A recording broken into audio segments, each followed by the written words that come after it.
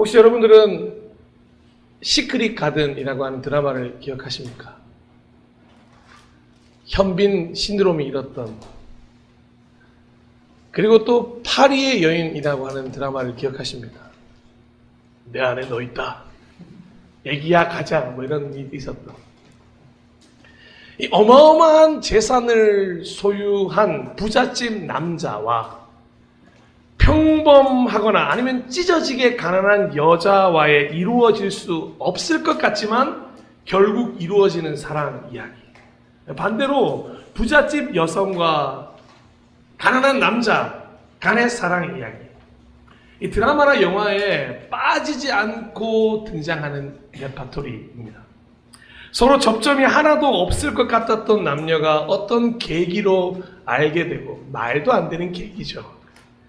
서로의 환경에 놀라게 되고 좌충우돌 서로의 환경에 대해 이해하는 시간이 지납니다. 그러다가 꼭 사랑에 빠져요. 그러면 꼭 당연히 반대를 만나죠. 그리고는 꼭 상대편 어머니가 커피숍으로 불러내서 봉투를 쓱 내밉니다. 그러면 하지원처럼 얘기해야죠. 매달 주시는 건가요? 뭐 이런 이야기들.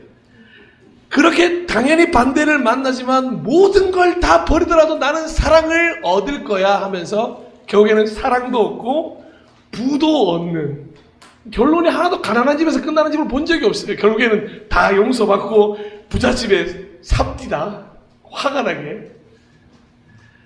이렇게 뻔한 이야기가 매번 반복되는데요. 왜 이건 모두의 마음을 자꾸 설레이게 만드는 걸까요? 실제로 그런 드라마나 영화가 나오면 인기가 있는 게 사실입니다. 그래서 반복이지만 계속해서 만드는 게 아닐까 생각이 듭니다. 비단 남녀 간의 사랑 이야기뿐만 아니라 오랜 시간 동안 서로의 환경에 대해서 이해하지 못하는 사람들에 대해서 이야기를 나눴던 많은 이야기들이 있습니다. 바로 왕자와 거지라는 이야기를 보면 서로 닮은 왕자와 거지가 자기들의 삶을 바꾸어 살아가면서 나타나는 그 좌충우돌의 이야기도 담겨져 있죠. 때로는 신이 인간 세계가 궁금해서 내려오기도 하고, 인간이 신계가 궁금해서 상상해 보기도 하고, 서로 결코 이어질 수 없을 것만 같은 이야기를 기록하면서 각자 다른 계층에서 절대 만날 수 없었던 사람들에 대해서 서로 이해해가는 이야기들, 그런 아주 흥미진진한 이야기들이 많이 있습니다. 사람들은 평범한 이야기보다 그런 이야기들을 훨씬 더 좋아하는 거죠. 그런 이야기 속에서 서로의 삶을 이해하지 못해 일어나는 우픈 일들이 많은 이들의 공감을 만들어내기도 합니다. 그리고 그런 드라마나 영화를 보면 반드시 등장하는 대사가 하나 있는데, 혹시 이 대사 들어보셨습니까? 내가 그렇게 살아본 적이 없어서. 제가 이 대사가 왜 입에 안 붙는 줄 아십니까? 맨날 이렇게 살아봐서 그렇습니다. 난 이렇게 해본 적이 없는데 어떻게 이런 걸 먹어? 이게 집이야? 뭐 드라마에 그런 거 있지 않습니까? 이게 닭발이 나온 거예요. 매콤한 닭발이. 놀랍니다, 여주인공이. 어떻게 이런 걸 먹어요? 하지만 다음날 그 닭발집을 사버리죠. 어떻게 내가 그동안 이 맛있는 걸 몰랐냐면서. 이런 대사들이 오고 가면서 부자면 부자대로, 가난한 사람이면 가난한 사람대로 전혀 경험해보지 못한 걸 경험해볼 때 나오는 이런 대사들이 있습니다. 그런데 혹시 알고 계십니까? 이건 드라마나 영화나 세상 속의 이야기뿐만 아니라 성경에도 등장한다는 것을 알고 계십니까? 이름하여 부잣집 도련님이었던 마가라 불리는 요한의 좌충우돌 믿음 성장기가 바로 그 이야기입니다. 그리고 일단 이 마가에 대해서 설명을 하려면 이 마가의 어머니 마리아에 대해서부터 설명해 드려야 할 것 같습니다. 사도행전 12장. 자, 이런 사실을 깨닫고서 베드로는 마가라고도 하는 요한의 어머니 마리아의 집으로 갔다. 거기에는 많은 사람이 모여서 기도하고 있었다. 초대교회의 굉장히 중요한 인물이었음에도 불구하고 사실 이름이 등장하는 건 베드로가 감옥에 있다가 풀려나 돌아왔을 때 이 사도행전 12장에서 처음으로 등장하고 끝이 나는 이름입니다. 직접적으로 등장하는 구절은 이 구절밖에 없습니다만 초대교회 역사에서 성경 전체를 두고도 이 마리아는 아주 중요한 인물입니다. 그녀는 부자였습니다. 유대인 중에서도 부유한 사람들은 북예루살렘에 모여 살았는데 그 북예루살렘에서도 120명 이상이 들어갈 다락방을 소유하고 있었다는 것만 봐도 충분히 평균 이상의 부자였다는 걸 알 수가 있습니다. 그녀를 수식하는 많은 말들이 있습니다. 바나바라고 불린 요셉의 누나, 오히려 베푸는 과부. 왜냐, 당시에는 과부들은 베품을 받아야 되는데 이 과부는 오히려 베푸는 과부였다. 그리고 예수님의 든든한 후원자 중 그 멤버였다. 최후의 만찬 자리를 제공했던 여인이었다. 성령 강림이 일어났던 그 사건의 다락방의 소유자였다. 초대교회의 첫 시작이 된 장소를 제공했던 인물이었다. 언제나 자신의 집을 기도와 예배의 자리로 내어준 대인배, 12제자들의 후원자, 이방인 전도의 후원자, 정말 셀 수 없을 많은 별명을 가진 게 이 마리아라고 하는 여인이었습니다. 그런데 그녀의 가장 훌륭한 점을 뽑으라고 한다면 바로 그런 환경에서 자란 아들 요한을 믿음으로 키워내려고 노력했다는 거예요. 아유, 그게 뭐 그렇게 대단한 일입니까? 엄청 대단한 일입니다. 로마의 식민지 국가에 있었던 당시의 시대 상황으로 그 정도 부자였다면 가장 먼저 선택하는 게 로마로 유학을 보내는 일이었습니다. 얼른 로마 시민권을 따서 로마 시민처럼 지내게 줄 수 있는 충분한 환경이 되었다는 거죠. 십자가의 길을 걷게 하는 것보다, 믿음의 길을 걷게 하는 것보다 훨씬 더 편한 길을 아들에게 제공해 줄 수 있는 형편에 그녀는 있었다는 것입니다. 하지만 그녀는 하나님께 소망을 둔 사람이었기 때문에, 그리고 예수님의 말씀을 마음에 간직한 사람이었기 때문에 아들 요한을 믿음의 사람으로 키워 열방을 향한 전도자가 되기를 소망한 사람이었습니다. 여러분, 이거 부자든 가난하든 결코 쉬운 결단이 아닙니다. 여러분, 저는 십자가의 길을 걸어도 괜찮은데 내 자식이 그 길을 걸어가는 것 어떻게 감당할 수 있을까? 다행히 그런 어머니를 둔 요한은 어긋나지 않고 어머니의 가르침을 받아 아주 믿음 좋은 청년으로 하나님의 나라와 뜻을 위해 자신을 드리고자 결정합니다. 그래서 바울과 바나바가 드디어 제1차 전도 여행을 떠난다는 이야기를 듣자마자 안디옥으로 떠나서 기꺼이 동행하게 되었던 것입니다. 여러분, 출발할 때 어떤 기대가 있었겠습니까? 이렇게 나는 믿음의 사람이야, 나는 열방을 향한 전도자가 될 거야, 얼마나 부푼 꿈을 안고 전도 여행을 떠났겠습니까? 그리고 하나님이 주신 은혜가 얼마나 대단할지, 그래, 이렇게 내가 하나님께 삶을 드렸으니 하나님이 내 삶을 인도하시겠지, 얼마나 기대가 컸겠습니까? 그런데 우리 부잣집 아들 요한이 마주한 현실은 암담하다 못해 혹독할 정도였습니다. 이거 무엇 하나 안락하고 편안한 것이 있었겠습니다. 배가 크루즈였을까요? 타이타닉호를 타고 전도여행을 떠났던 게 아닙니다. 여러분, 통통배에 가까울 정도로, 배에 타면 가장 힘든 게 뭔지 아십니까? 배를 한 번도 타본 적이 없었던 마가 요한은 배멀미에 정신을 차릴 수가 없었을 것입니다. 그렇게 배멀미에 쓰러져서 갑판에 누워서 무슨 생각을 했겠습니까? 평생 어머니가 베풀어주는 일상 속 자신의 삶, 그게 현 상황과 비교해서 도무지 용납하고 이해되지가 않았던 거죠. 그러면서 아까 나누었던 대사 기억나십니까? 내가 이렇게 살아본 적이 없는데, 나 이런 거 해본 적이 없는데, 어떻게 이런 걸 먹어요, 삼촌? 이게 침대야? 이거 나무 아니야? 어떻게 여기서 잠을 자? 너무 힘들다. 이 삼촌인 바나바를 봐서라도 지금 참고 참아야 되는데 이 부잣집 도련님에게는 매일매일이 견딜 수가 없는 시간이었다. 복음 전도자의 옷을 입었어야 했는데 아직 아무것도 익숙하지 못한 그저 옛 옷을 입고 있었다는 거죠. 그래서 그의 전도 여행 첫 기록은 이렇게 남아져 있습니다. 사도행전 13장 13절. 바울과 그 일행은 바보에서 배를 타고 밤빌리아에 있는 버가로 건너갔다.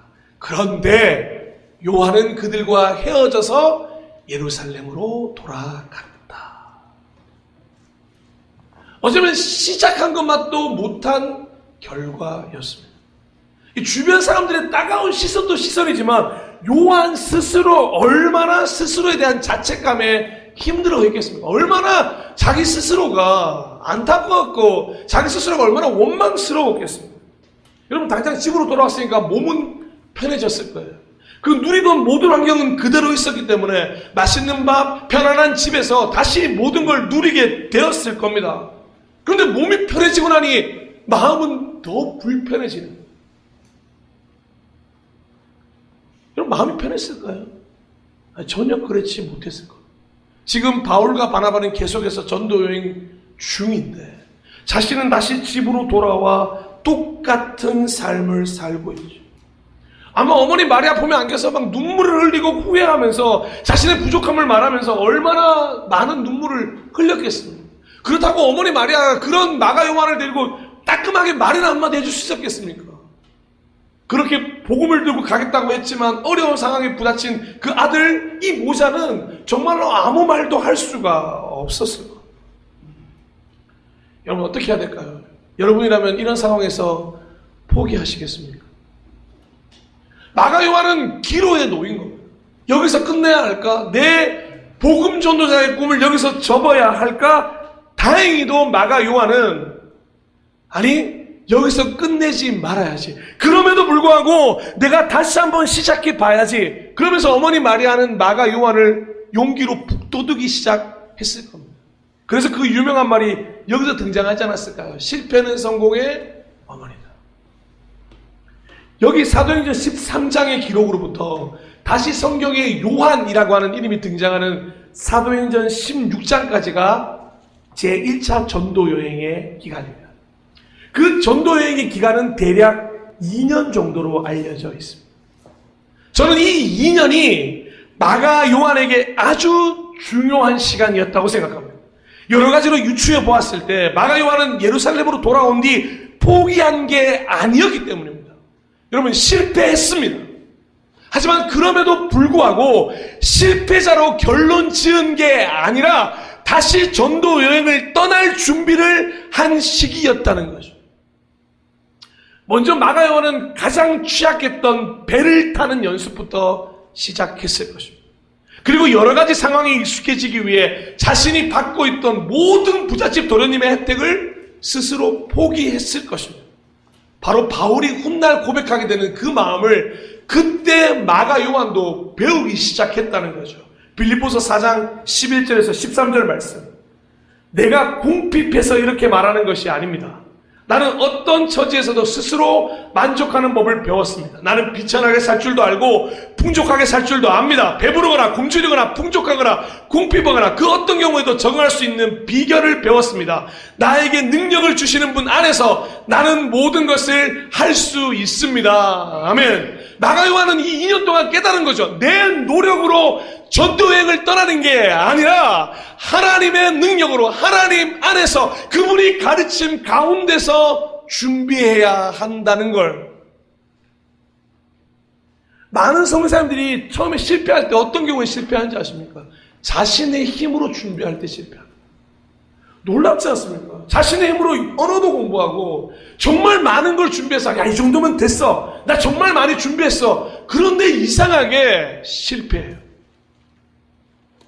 그런데 오히려 말씀을 읽고 기도로 준비하고 하나님의 뜻을 사모하여 부족하고 연약함 가운데 하나님 어떻게든 한 영혼을 향한 그 마음을 품고 있을 때 하나님은 그 약함을 들어 사용하시는 겁니다. 너무 신기한 법칙인 거였어요. 마가 요한은 그 광야 학교를 통과한 시기였다는 것. 제자들에게는 3년과도 같은 시간이었겠죠. 오직 하나님의 나라와 뜻을 위해, 예수님의 사랑을 전하기 위해 잃어버린 영혼들을 향한 소망을 품고 하루하루 배를 타고 다시 가난에 처해보고 밤을 새보면서, 그리고는 바울과 바나바가 전도 여행에서 돌아왔다는 소식을 듣자마자 또 안디옥으로 달려가기 시작합니다. 여러분, 똑같은 실수를 반복하지 않기 위해서 아마 마가는 자신이 바나바에게 적극적인 모습으로 이야기했을 겁니다. 그래서 바나바가 다행히도 그래, 한번 우리 다시 가보자 라고 이야기하게 됩니다.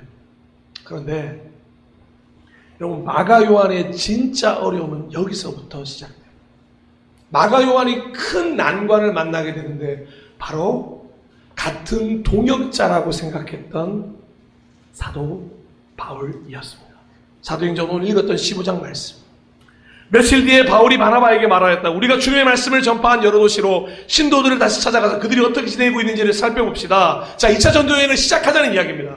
그런데 바나바는 마가라고 하는 요한도 데리고 가려고 하였습니다. 제 조카 기억나시죠? 그때 한번 돌아가긴 했지만 이번에 같이 한번 가보시겠습니까? 그러나 바울은 밤빌리아에서 자기들을 버리고 함께 일하러 가지 않은 그 사람을 데리고 가는 것을 좋게 여기지 않았다. 성경이 되게 감사하게 써준 거예요. 좋게 여기지 않았다? 아니요. 어마어마하게 거절을 했다는 이야기입니다. 그래서 그들을 어떻게 해요? 심하게 다툰 끝에 서로 갈라서고 말았다. 바나바는 마가를 데리고 배를 타고 키프로스로 돌아간다. 여러분, 광야학교를 거치는 게 차라리 나아요. 여러분, 배멀미를 안 하기 위해서 배를 타는 연습이 차라리 낫습니다.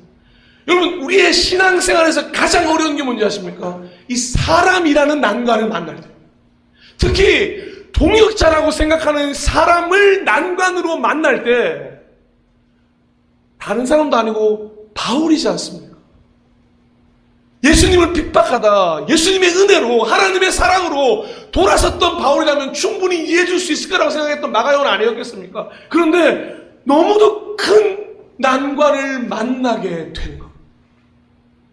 신앙생활을 하다 보면, 진짜 믿음 생활을 하다 보면 문제가 어려움이 아니더라고요. 어려움은 극복하면 되더라고요. 시간이 지나든 인내를 배우든 노력하면 되더라고요. 그런데 끝끝내 넘어서지 못했던 한 가지가 뭐냐면 지금 내 옆에 동역자라고 하는 난관을 만날 때라는 거예요.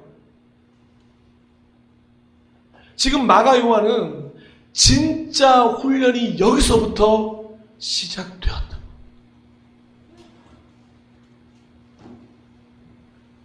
삼촌 바나바는 당연히 마가 요한을 선택할 수밖에 없었죠. 그럼에도 불구하고 바울의 입장도 충분히 이해가 갑니다. 여러분, 전도 여행이 무슨 장난치는 것도 아니고, 또 돌아갔다가 또 한 자리가 비어버리면 그 자리를 대체할 사람이 또 없는 상황에서 전도 여행에 빵꾸가 생길 수 있는 충분한 이유가 되겠죠. 그래서 나는 못 데려가 말할 수 있는 바울도 이해가 됩니다. 하지만 바나바의 입장도 충분히 이해되지 않습니까? 아니, 한 번만으로 사람을 선택하면 안 돼. 우리 바울 자네도 그렇지 않나? 우리 마가 요한한테 한 번만 더 기회를 주면 어때? 저는 그때 이럴 때 마가 요한이 직접 나서서 바울에게 이야기했다면 어땠을까요? 그러고 보니 이 사도행전 15장 즈음에서는 바울도 마가 요한도 바나바도 아직은 성장하는 중에 있었기 때문에 생긴 일이 아닐까 생각이 들었던 겁니다. 그래서 하나님은 이 사태를 두고 하나님답게 놀라운 계획을 준비하시는 겁니다. 아직 바울도 준비가 안 됐어요. 바나바도 제대로 준비가 안 됐어. 마가 요한도 제대로 준비가 안 됐어. 자, 그러면 새로운 방법을 열어줄게. 너희들에게 시간이 필요하니 오히려 좋아. 오히려 두 갈래로 전도여행을 떠나 더 많은 애들에게 복음을 전할 수 있도록 내가 기회를 만들어줄게. 바나바, 마가 요한을 데리고 가고 싶니? 자, 데리고 키프로스로 떠나. 바울, 같이 가고 싶지 않아? 좋아, 그럼 너는 실라와 함께 다시 2차 전도여행을 떠나. 그러면서 사도행전 15장 41절이 기록되는 겁니다. 그래서 여러분, 너무 재밌지 않습니까? 심하게 다툰 후에 갈라섰다. 그래서 어떻게 돼요? 보통 우리 무슨 얘기입니까? 그래서 서로 평생을 안 보았더라. 뭐 이런 얘기가 되지 않습니까? 그런데 심하게 다툰 끝에 서로 갈라섰더라. 그래서 시리아와 길리기아로 돌아다니며 모든 교회를 튼튼하게 하였다. 아멘. 이게 하나님의 방법이었던 거죠. 여러분, 때로는 많은 사람들이 동역자라고 하는 그 난관을 뚫으려고 할 때가 있습니다.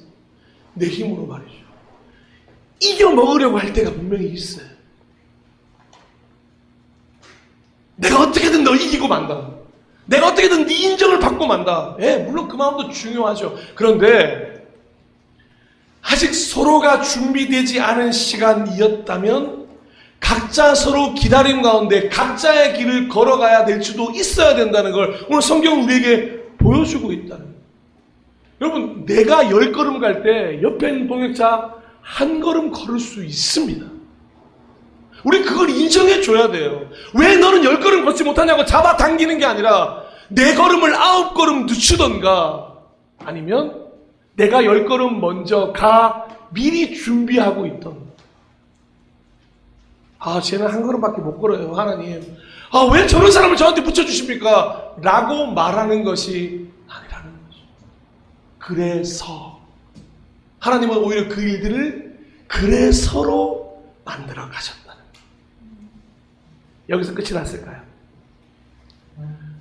놀랍게도 이 15장 41절을 끝으로 성경은 더 이상 바나바와 요한의 이야기를 등장시키지 않습니다. 사도행전에서 이들의 이야기가 어떻게 되었는지 우리는 찾아볼 수가 없어요. 그래서 많은 사람들이 키프로스에서 전도하다가 그냥 지들 풀에 꺾여서 그냥 거기서 키프로스 자기 집이니까 거기서 살다가 인생을 끝냈겠지 라고 착각하는 분들이 많이 있습니다. 그렇지 않습니다. 그들의 기록이 왜 등장하지 않냐면 사도행전의 저자였던 누가가 바울과 실라와 함께 가는 걸 선택했기 때문에 누가의 기록은 자연스럽게 바울과 실라의 기록만을 남긴 것입니다. 그러면 바나바나 마가 요한에 대한 이야기는 없을까요? 아니요. 많이 남아 있습니다. 저희 성경에 66권에 포함되지 않았기 때문에 저희가 소식을 모르는 것뿐이지 그들은 다시 예루살렘으로 돌아가 어마어마한 일을 한 가지 준비하게 됩니다. 여기서 우리는 또 놀라운 이야기를 하나 만나야 되는데요. 자, 바울의 2차 전도 여행을 시작했던 때가 대략 AD 49년에서 50년경이었습니다. 그리고는 3년간 2차 전도 여행을 끝내게 됩니다. 그러면 약 52년에서 53년도가 되겠죠.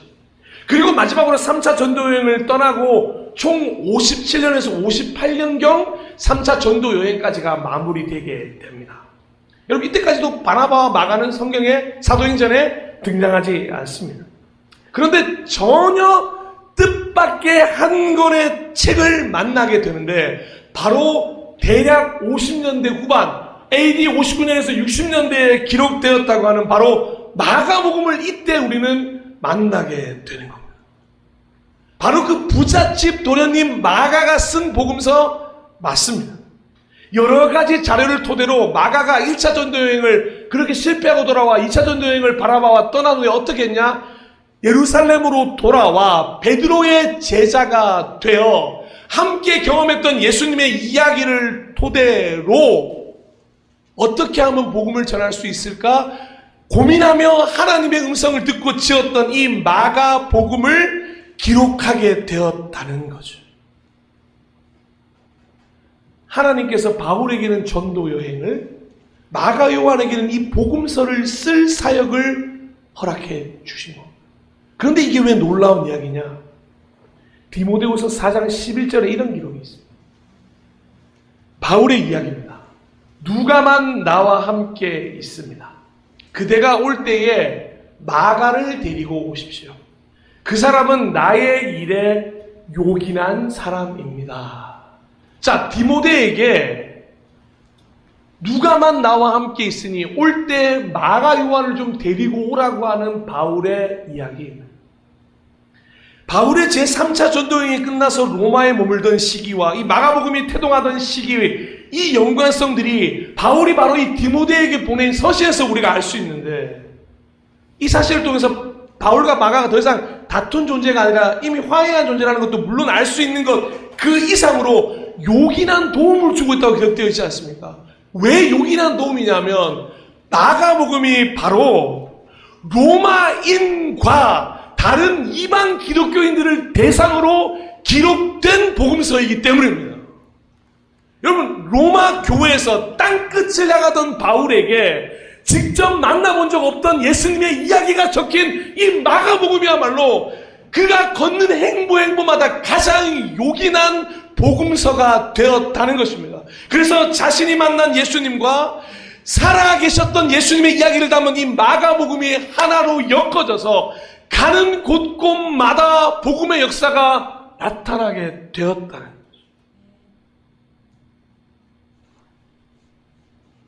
얼마나 요긴했을까? 여러분, 제1차 전도 여행이 끝난 다음에 이거 상상이나 했을 미래였겠습니까?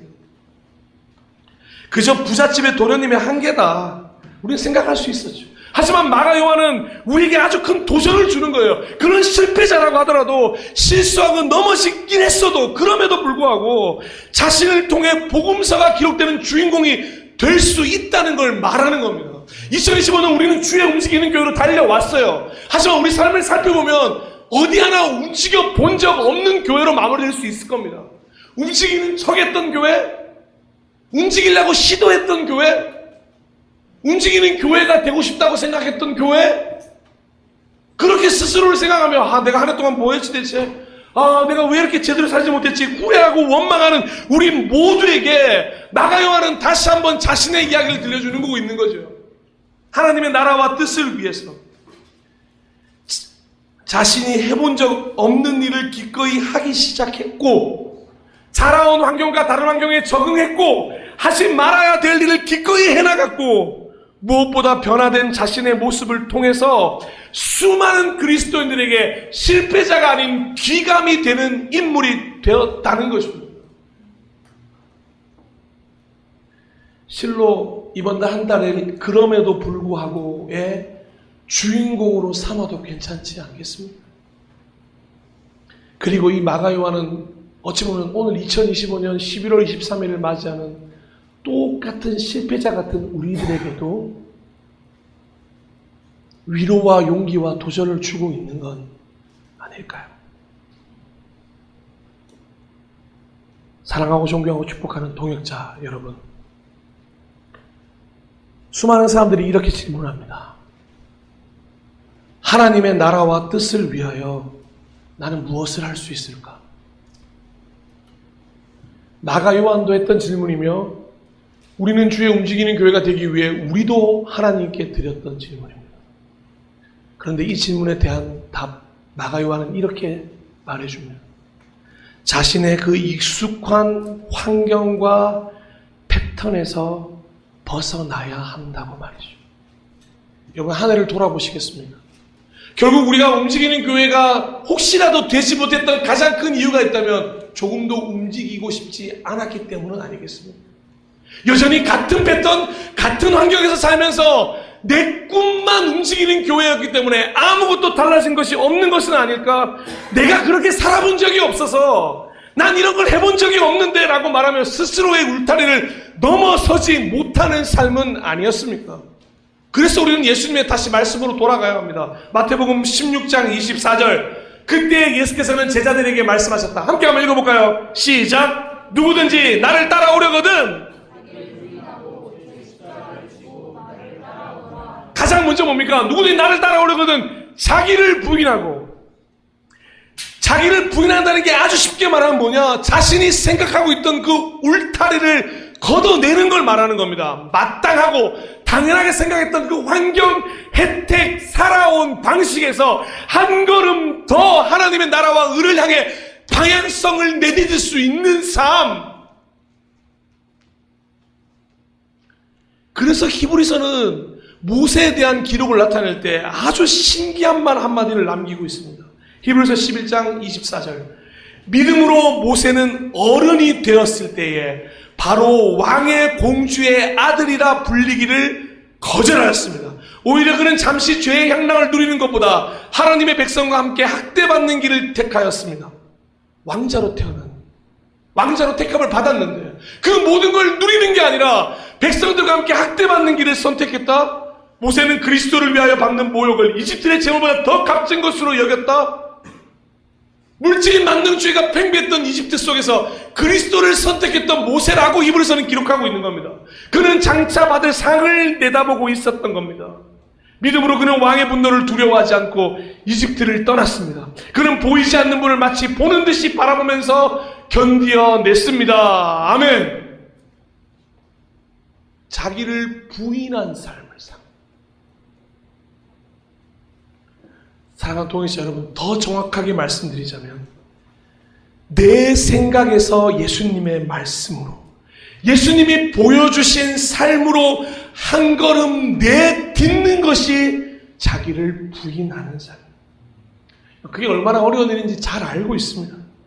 내가 해본 적 없는 사랑을 해야 하고, 내가 해본 적 없는 섬김을 해봐야 되고, 내가 해본 적 없는 용서를 해야 하고, 양보해야 되고, 화평해야 되고, 하나가 되고 싶지 않은 인간과도 하나가 되어야 하고, 하지만 그럼에도 불구하고 여러분, 이게 중요합니다. 그게 하나님이 원하시는 방향이라면, 하나님이 우리를 향한 뜻이라면 마가 요한처럼 실패자로 머무는 게 아니라 변화의 발걸음을 시작할 수 있어야 한다는 것입니다. 나는 그렇게 살아본 적 없어, 나는 그렇게 해본 적 없어 라는 말이, 그래, 하나님을 위해서 그렇게 살아보겠어, 그래, 하나님을 위해서 한번 해보겠어 라는 결단으로 바뀌어야 한다는 것입니다. 오늘은 2025년 살아나서 살리는 교회의 한 해를 마무리하는 마지막 설교입니다. 이제는 진정한 우리는 주의 움직이는 교회가 되기를 소망하며, 오히려 한 해 동안 잘 배웠으니 이제 달려가야 할 때라고 말씀드리고 싶습니다. 그런데 움직이는 교회는 무엇이겠습니까? 결국 변화하는 교회. 여러분, 잊지 않으셨으면 좋겠습니다. 그대로 머물러 서서 똑같은 모습을 유지한다면 결코 무빙, 움직임은 생길 수가 없습니다. 여러분, 세상은 너무도 빨리 변화하며 진화하고 있습니다. 저는 그 세상의 변화보다 더 많은 변화를 교회가 해 나가야만 그 세상을 이길 교회가 될 거라고 믿습니다. 예수님이 그렇게 사셨던 분이셨습니다. 나에게서 교회로, 나에서 예수로, 나에서 말씀으로, 나에서 이웃에게로 변화의 발걸음을 내딛는 움직이는 교회가 되기를 진심으로 소망합니다. 네. 여러분, 함께 꿈꾸시지 않겠습니까? 비록 올해는 부족하셨습니까? 아니, 잘 달려오신 분에게는 힘찬 박수를 올려드립니다. 그런데 좀 부족했어, 좀 연약했어, 괜찮습니다. 그럼에도 불구하고 오늘 마가 요한을 보면서 2026년 우리를 통해서, 여러분을 통하여 예수 그리스도의 복음이 흘러가기를, 그 복음서가 기록되기를 원하며 2026년에는 이 2025년을 디딤 삼아 진정 주의 움직이는 변화된 교회로 살아가시기를 진심으로 축복합니다. 그런 마음으로 이 시간 찬양팀과 함께 그 새로운 마음을 꿈꾸며 새로운 말씀을 향해 달려가는 우리 모두가 되었으면 좋겠습니다. 함께 고백하며 나가겠습니다.